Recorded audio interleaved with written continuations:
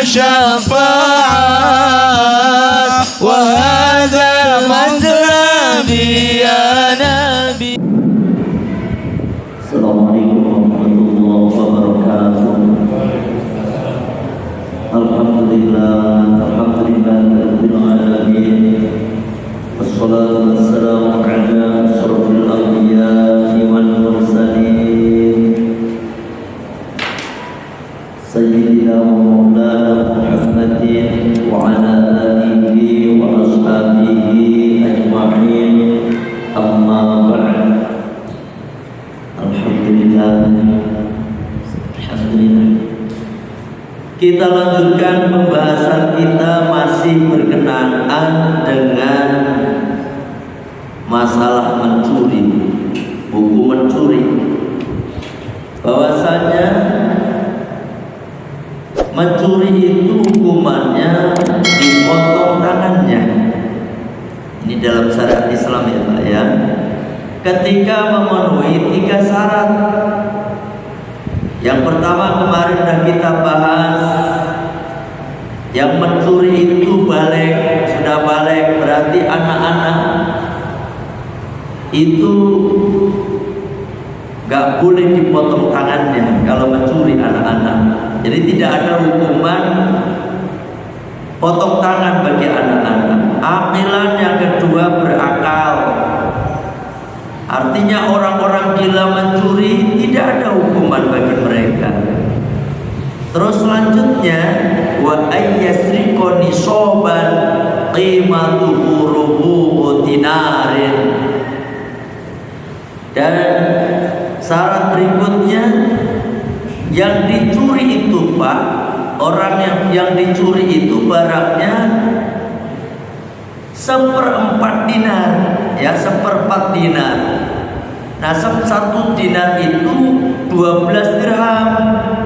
Nah berarti kalau 1/4 dinar berarti 3 dirham. 3 dirham sama dengan 10,08 gram. Kalau ada orang mencuri kurang dari 10,08 gram,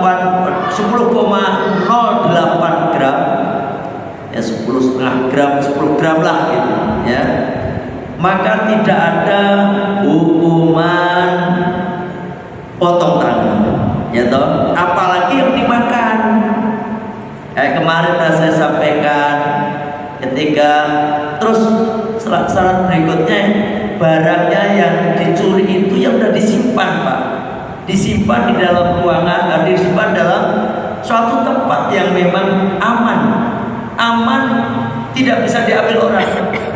Istilahnya udah disimpan betul lah, kira-kira susah untuk mengambilnya. Udah dikunci pintunya, kamarnya udah dikunci, kok sampai hilang itu? Kalau di pinggir jalan enggak, karena itu berarti dia ceroboh itu orang yang punya barang, ya kan? Tapi kan dia mencuri itu tadi Pak. Kejahatan bukan karena niat, tetapi ada kesempatan. Kata Bang Nabi begitu kira-kira.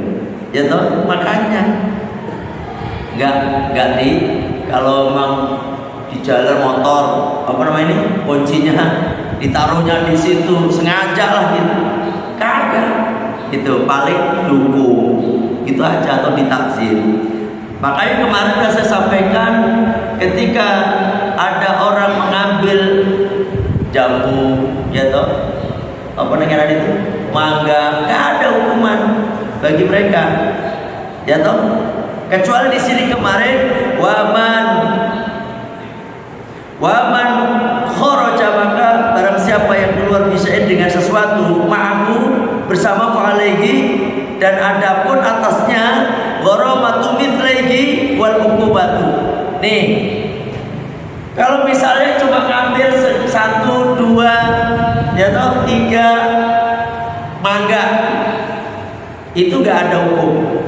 Tetapi ketika ada ambil mangga 1 karung di bawahnya nih, maka dihukum apa didenda ya mithlaihi, yakni 2 kali lipat dari apa dengaran itu barang yang dicuri tadi.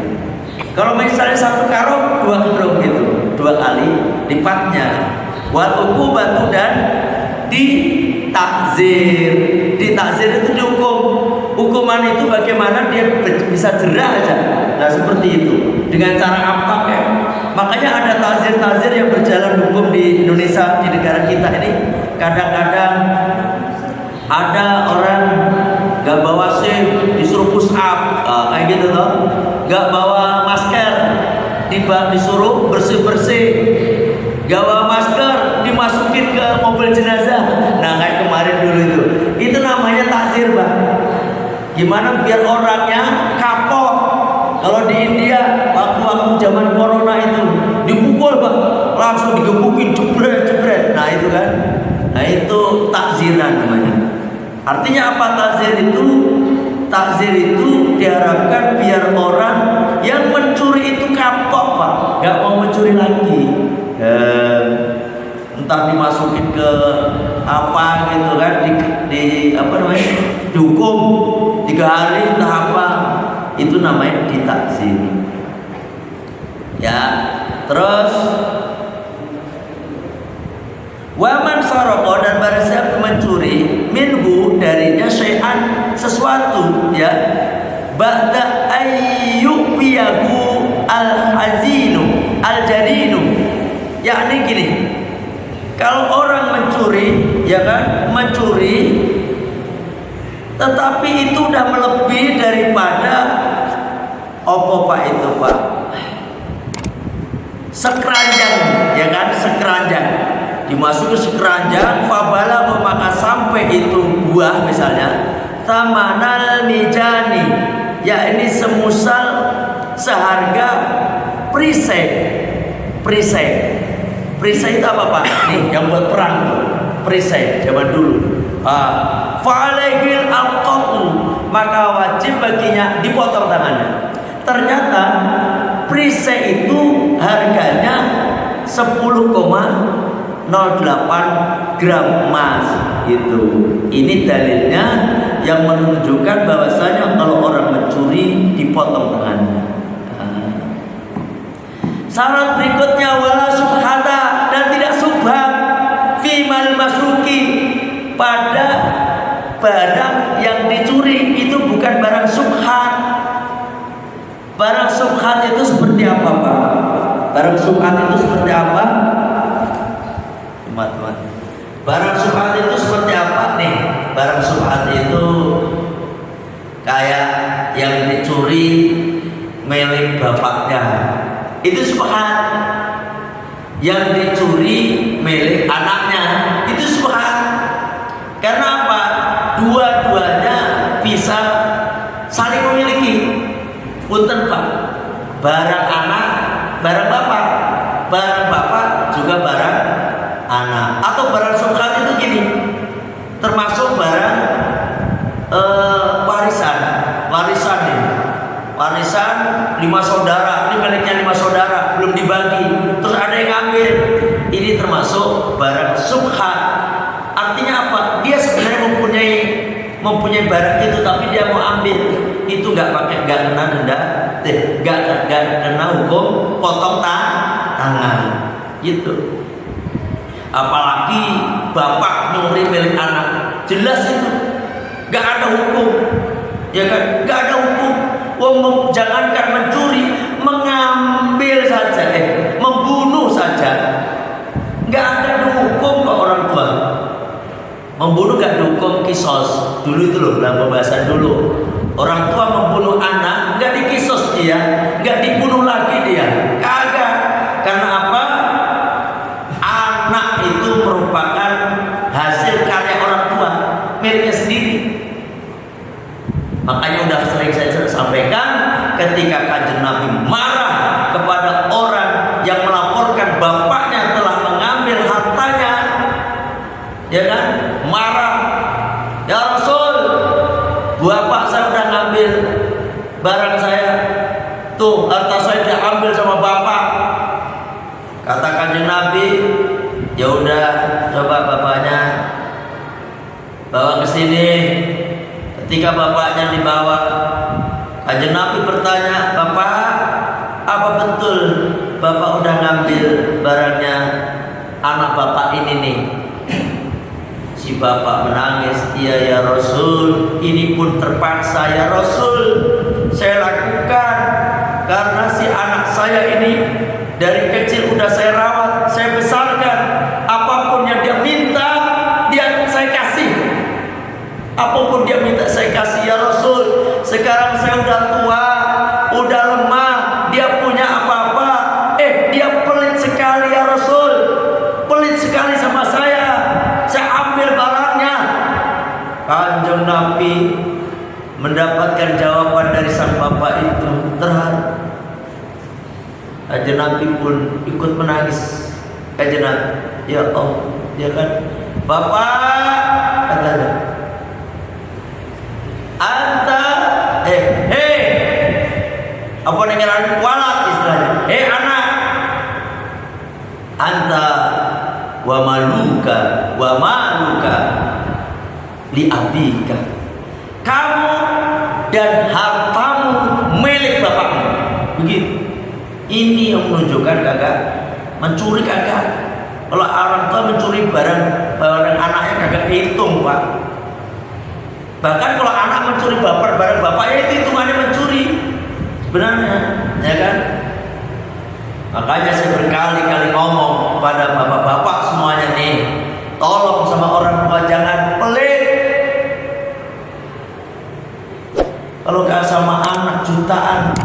Kemarin saya nanya kepada, ya saya kan anak saya dua-duanya pesantren, bisa sekian, ternyata ada yang lebih banyak lagi. Alhamdulillah, walaupun kadang-kadang anak saya agak sedikit mintanya agak banyakan daripada yang di luar orang-orang, biarin. Ternyata saya nanya, ada jamaah di Anur juga tuh, Anur PCS, Permata Cikarang Selatan. Kemarin saya nanya, Pak, anaknya tiap bulan berapa Pak? Dia sebutin sekian. Totalnya 4 juta kayak gitu. Sebulan 4 juta lewat, terus sebentar lagi kalau punya anak 2 bisa 8 juta itu Pak, lewat PMR. Tapi dia mampu. Oh, ternyata dia lebih parah lagi anaknya. Ya toh? Sekolahnya di mana? Di Darul Quran. 2,7 bulanannya, ada cuci sendiri, uang jajan, segala macam. Kan jadi saya bilang nggak masalah Pak, untuk anak itu semua dihitung, nafkah, apalagi buat menuntut ilmu, gitu, ya kan? Kadang-kadang kalau sama anak berbaik, berapapun yang minta, Pak kasih, ke orang tua pelit, mohon maaf ini ya, ke orang tua pelit ya Allah.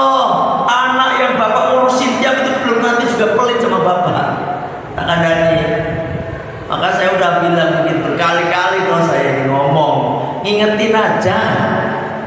Kalau bapak pengen diperhatikan sama anak, dari sekarang bapak perhatian ke orang tua. Itu udah otomatis Pak, otomatis. Anak nanti sama Allah hatinya dibalik bakti kepada kita. Tapi kalau selama ini sama orang tua kagak pernah ngasih, sama anak tiap bulan jutaan keluar, ke orang tua cuma 200 misalnya, pelitnya gimana coba, mikir, waduh, jadi marah saya jadi. Karena mungkin kalau di sini mungkin nggak ada, mungkin semoga aja nggak ada. Insya Allah biar dengan kalau saya ngomong begini ya, oh iya gitu aja bapak itu. Karena memang itu tadi kebalikannya Pak, anak itu sesuai dengan dharma baktinya anak itu sesuai dengan dharma bakti kita saat ini kepada orang tua. Itu aja, mikir. Jadi tidak suka barangnya itu bukan milik kayak anak sama bapak gitu, keluarganya. Kalau anak nyuri bapak nggak dihukum potong tangan kagak, apalagi anak ambil miliknya anak, ya.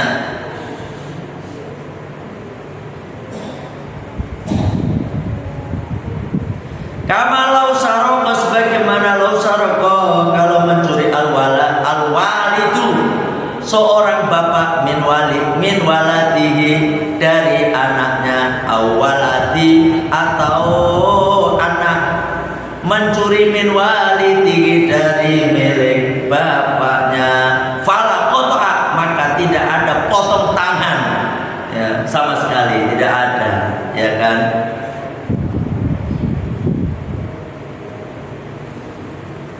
Karena apa itu? Subhat namanya. Paham ya? Itu selanjutnya sekarang. Waktu kau dan dipotong ya tubuh. Ini kalau udah terbukti nih ya, udah terbukti si fulan udah mencuri, terbukti dan memenuhi syarat dari yang 3 tadi, terbukti dah. Maka waktu tahu maka dan dipotong ya tubuh tangannya al-yumna yang kanan min mifsal kuhi dari sendi-sendi pergelangan. Nih, ini terbukti.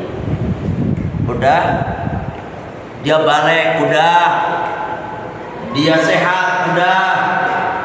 Yang dicuri apa namanya udah mencapai nisab 10,08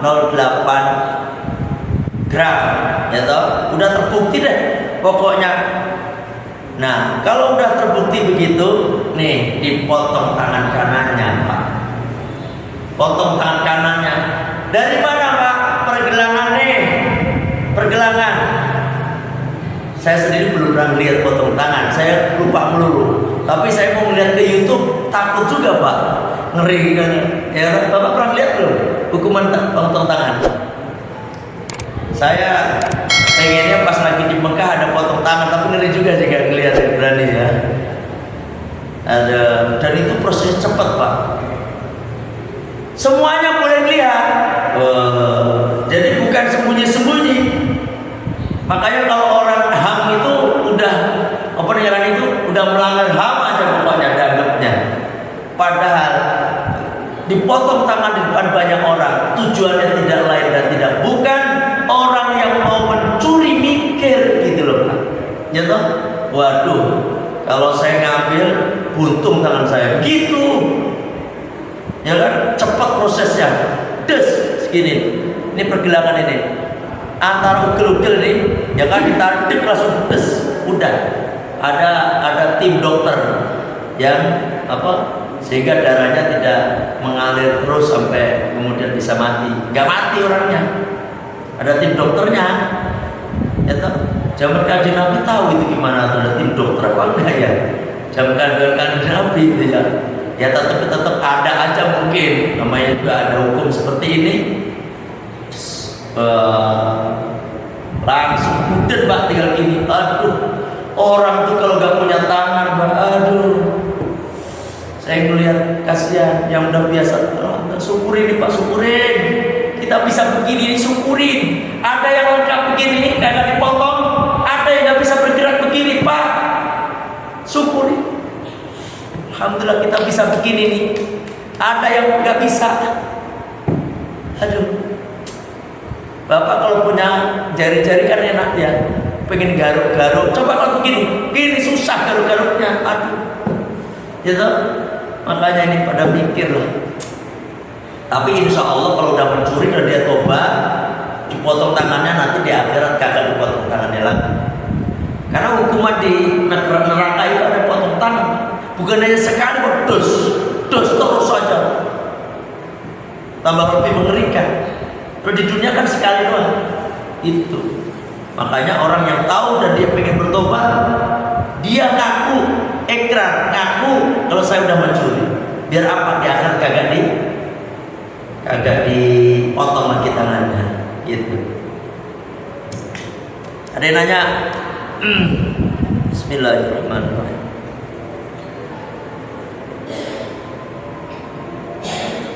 Alhamdulillah. Bismillahirrahmanirrahim.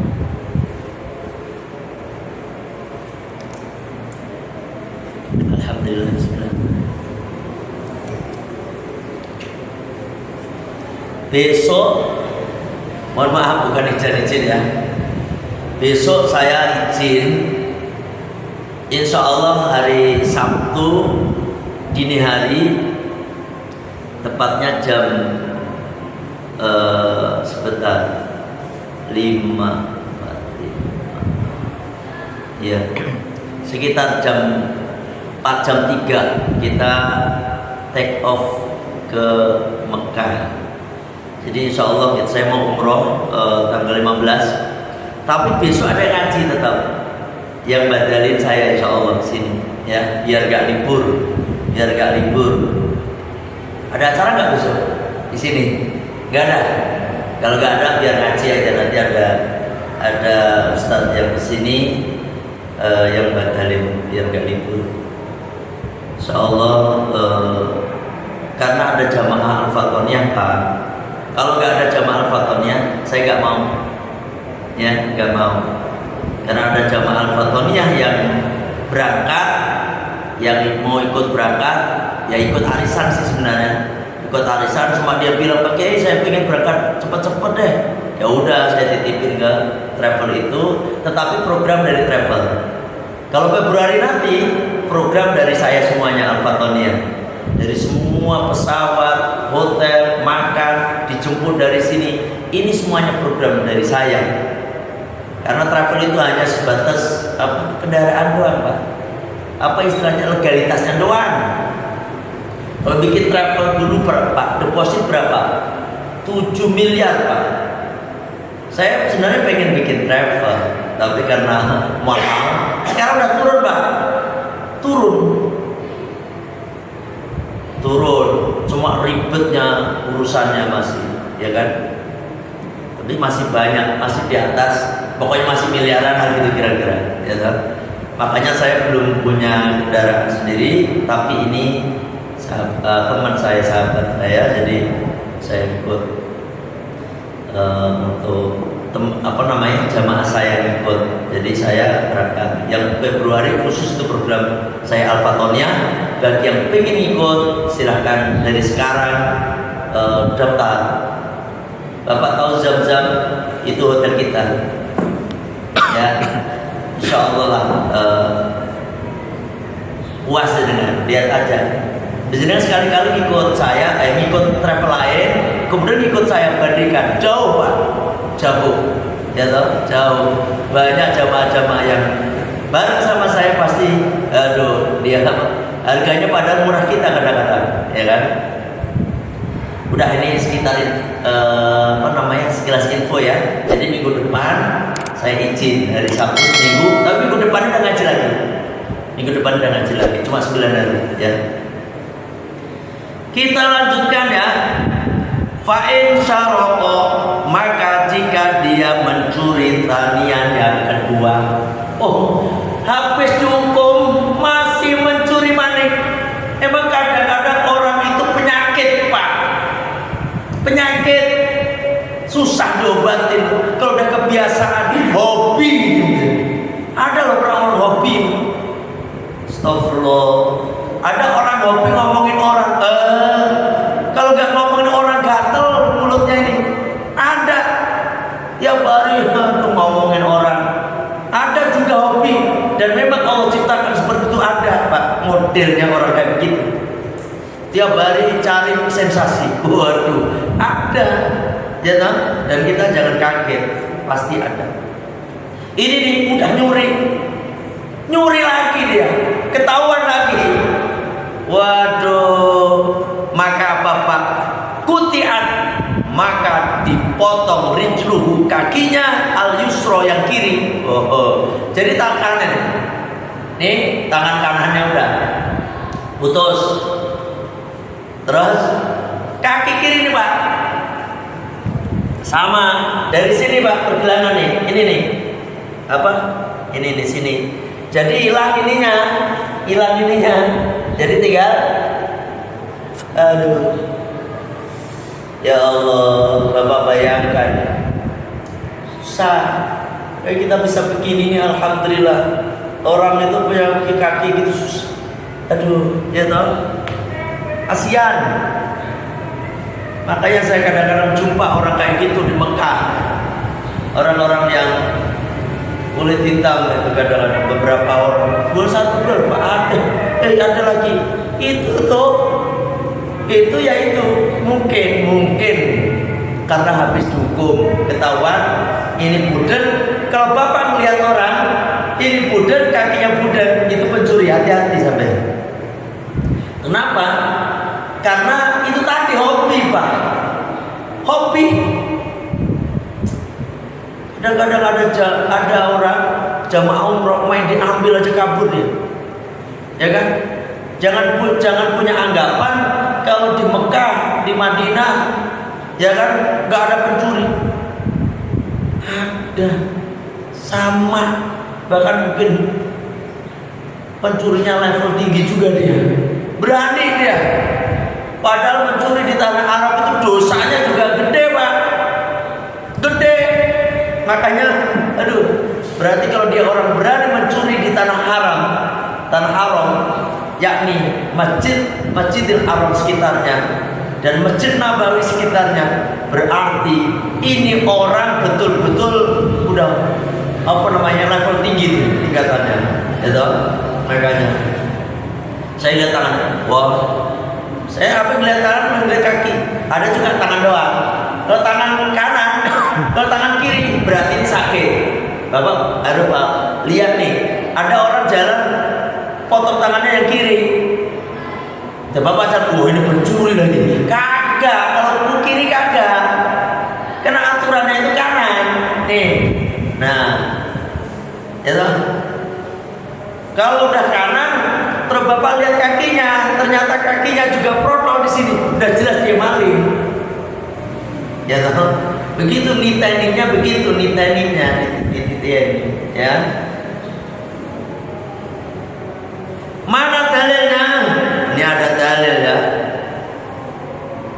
Rawat telah meriwayatkan Ad-Daruqutni, Imam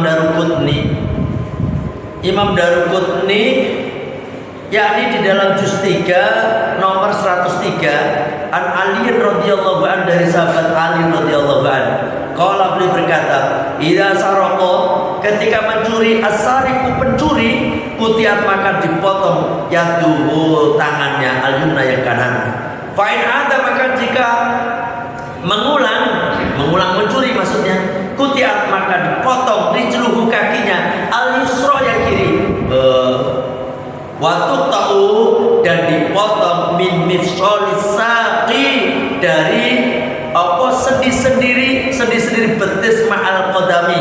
Nih, antara betis ini kan, ini betis nih pak, ini telapak kaki tengah-tengah ini, ya kan?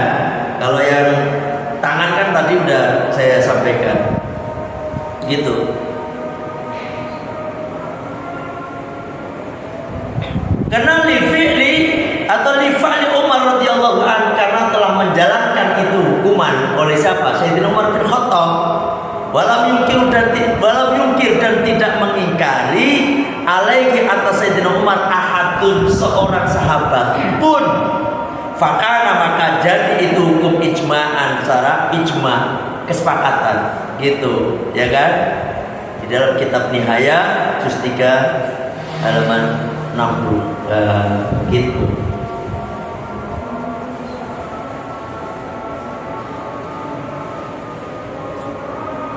Dan ada yang nanya sampai sini, ada yang nanya di luar tema ada nanya. Oh ya, setiap saya mau berangkat umroh, selalu menawarkan kepada setiap jamaah. Kemarin Pak Rahmat yang membatalkan umroh untuk bapak ibunya. Untuk saat ini, siapa yang ingin batalkan orang tua, memberikan hadiah yang terbaik untuk orang tuanya, bapak ibu, kakek atau nenek yang sudah wafat sekali lagi. Karena ada kemarin kasus orang berangkat umroh, dia tuh membatalkan suaminya, padahal umroh pertama. Kan lucu ini. Dan saya dapat cerita yang lucu juga. Ini pembimbingnya kagak bener, bukan kagak bener, pembimbingnya gak menyampaikan, atau waktu disampaikan dia tidur gitu. Dia saking cintanya sama suaminya, umroh yang pertama, padahal dia belum pernah umrohin suaminya. Angel, kagak sah. Karena apa harus dirinya sendiri yang umroh baru suaminya. Terus yang kedua suaminya masih hidup lagi angel. Ini nih saya dikasih cerita sama Pak Haji Budi itu. Itu makanya saya sampaikan bagi yang ingin umrohin orang tua yang sudah wafat ya, atau kakak nenek atau saudara yang sudah wafat, terutama gini loh Pak, terutama gini saya ngingetin, punya orang tua hartanya banyak, terus bapak ngambil waris, dapat warisannya kan dan meninggal, ya Allah. Kalau dia ngomong Pak, pasti ngomong aku ya tiba dari umroh gitu. Harta saya kan banyak membuat rebutan, gontak piye gitu. Kalau mau ngomong gitu loh, kita harus kasih hadiah terbaik, dan saat ini hadiah terbaik. Kalau haji kan susah, haji itu setahun sekali, kalau umroh bisa berkali-kali. Dan umroh kadang-kadang kan lewat orang yang bapak gak kenal. Bahkan kalau bapak kenal minimal 2,5 juta sampai 3,5 deh, itu ujungnya. Kalau saya sama jamaah semua dari dulu, bukan dari dulu, baru kemarin, artinya 1,5, cuma 2 juta aja, ya kan satu orang. Bagi yang pengen mengumrohkan syaratnya udah meninggal, jangan sampai masih hidup. Kalau masih hidup kayak nyurmati itu sih, ya seolah-olah kayak nyurmati baik. Makanya silahkan nanti hubungin saya terbatas hanya 4 orang. Kalau umroh sehari 1 aja Pak. Kalau 2, benar saya pernah melaksanakan 2, capeknya luar biasa saya. Aduh, sampai sakit saya. Makanya sehari 1, karena di Mekah 4 hari. Ya, itu aja sekilas info. Mohon maaf, ini pembahasan belum selesai, tinggal dikit. Insyaallah kita ngaji terus, biar tahu hukum Islam. Alhamdulillah, mohon maaf kalau ada kekurangan, kalau ada kekhilafan. Kita tutup majelis kita dengan baca Sayyidul Istighfar. Bismillahirrahmanirrahim. Allahumma anta rabbi la ilaha illa anta khalaqtani wa ana 'abduka wa ana 'ala ahdika wa wa'dika mastata'tu a'udzu bika min syarri ma sana'tu abu laka bi ni'matika alayya wa abu bi dhanbi faghfirli fa innahu la yaghfiru